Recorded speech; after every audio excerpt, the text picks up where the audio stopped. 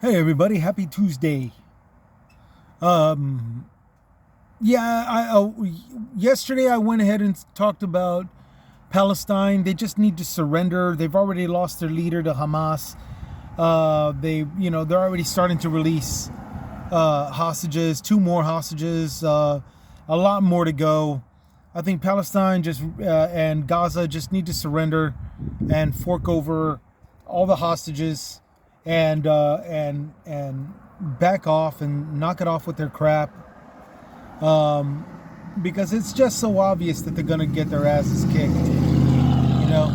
And if they go as far as letting these hate organizations, Hezbollah, Hamas, ISIS, ISIS is back to being nothing but a little pissant, whatever the hell.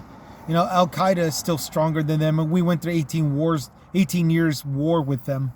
But even if they come back, Al Qaeda, and Taliban, if they start joining into the fight, we're just going to kick their asses another 18 years, and then that's going to give Israel the full authority to push everybody out of the West Bank, off of Israeli territory. Because remember, Palestine wasn't formed until after the 12 tribes of Israel formed. Okay, Palestine moved in on Israel territory, okay, on Israeli lands, and made their own whatever society. Now, if they don't surrender, I mean, after all these years, if they don't surrender, after all these years of being there, of heritage and culture and stuff, all of that stuff, they're going to get pushed out of the West Bank. And the Israelis have every right to do so. Same thing with Gaza. Gaza, I don't remember when it was formed. I just know that it wasn't originally part of Israel. It was Gaza being formed on Israeli lands.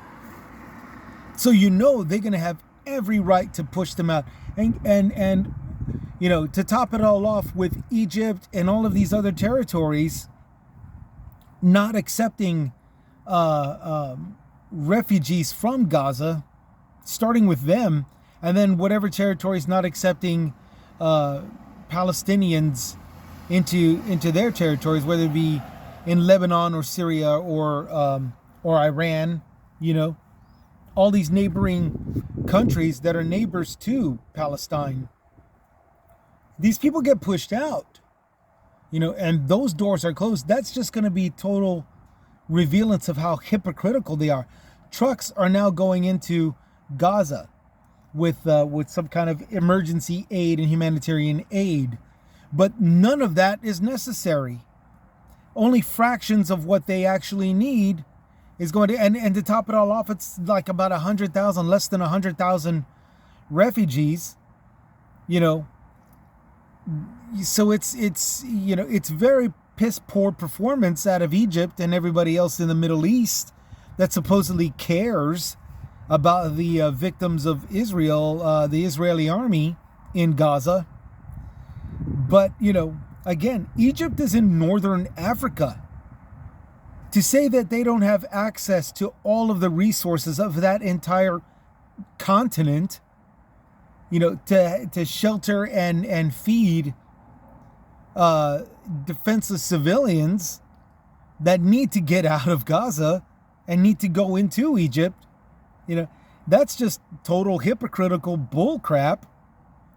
And the same thing goes for the same thing will go for when concerning the West Bank, Palestine, and all of the West Bank. Okay, they don't surrender and stop their crap, they're gonna get pushed out. And if those borders don't open up for those Palestinians, that's the rest of the Middle Eastern countries being total hypocrites the way that they are being right now. Right now, all they're doing is opening the port of entries for a couple of trucks. It's the equivalent of somebody handing out a bag of chips to a homeless guy that's starving. Okay? because the soup kitchen hasn't opened yet or something, you know? A little handbag of chips. You know, here, now leave us alone. A homeless guy with medical problems, he needs medicine. You know, he needs food. He needs food to take with his medicine. He's dehydrating because of all the summer heat. You know, he's out of shape, out of whack, mentally upstairs. And somebody gives, some bread and says, "You're welcome." That's what's going on in Egypt with Gaza. Just throwing out these little rations to people and still keeping the doors closed instead of letting them escape the war ground, the battle zone, sheltering them and feeding them with all of the resources of Africa. It's just silly. So yeah, the hostages need to be released, all of them.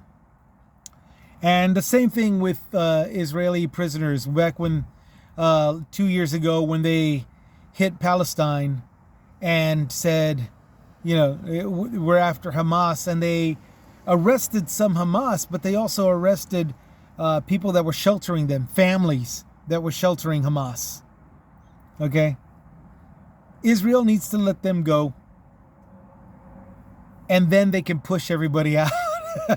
I know it sounds stupid, but it's really leading to the only way. It's really to the only way to find a solution. Look, Hamas, you already released 4 people. You might as well release the rest of them, the 200 that you kidnapped. Okay. Just let them go, and let Israel let their prisoners go.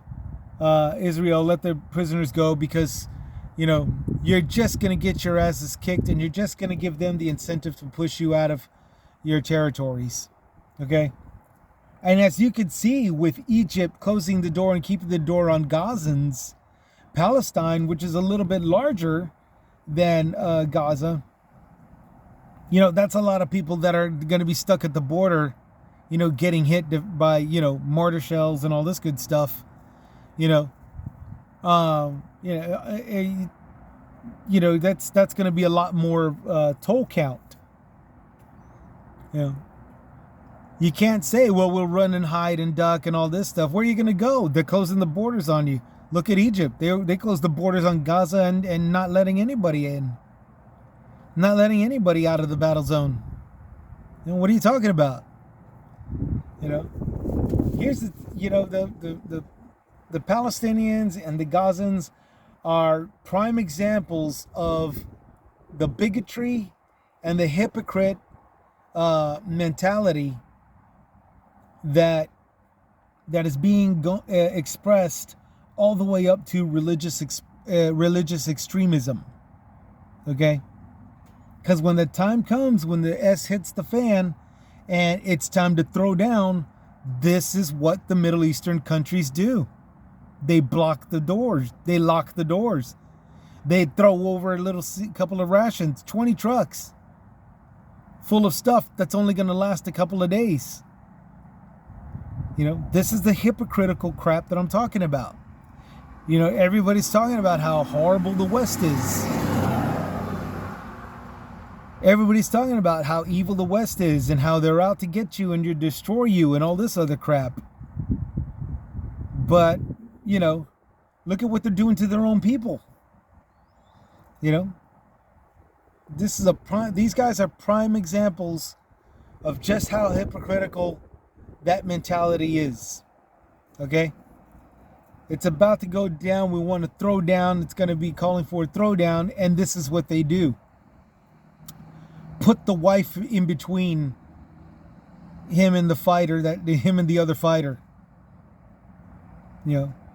Put his kid between him and the guy that's about to kick his ass.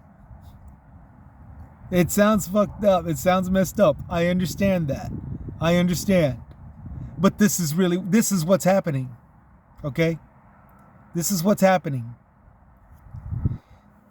You know, they're virtually saying, take her. Don't hurt me. Take her.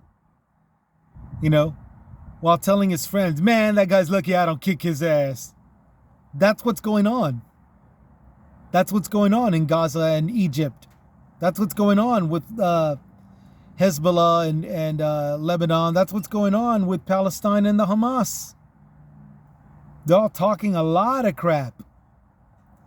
But when the time comes to fight, nobody's doing it. They're,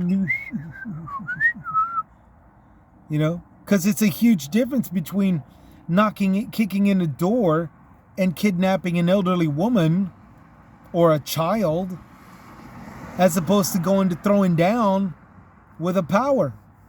You call yourselves patriots. They call themselves people of God. They call themselves servants for the Lord. You know, their Lord, or what they call their Lord. And this is what they actually do. Screw them. Palestine and Gaza doesn't surrender. Well, what do you expect? Alrighty. Y'all take it easy. Y'all stay safe out there. This is Chris with Chris's Comments, signing out.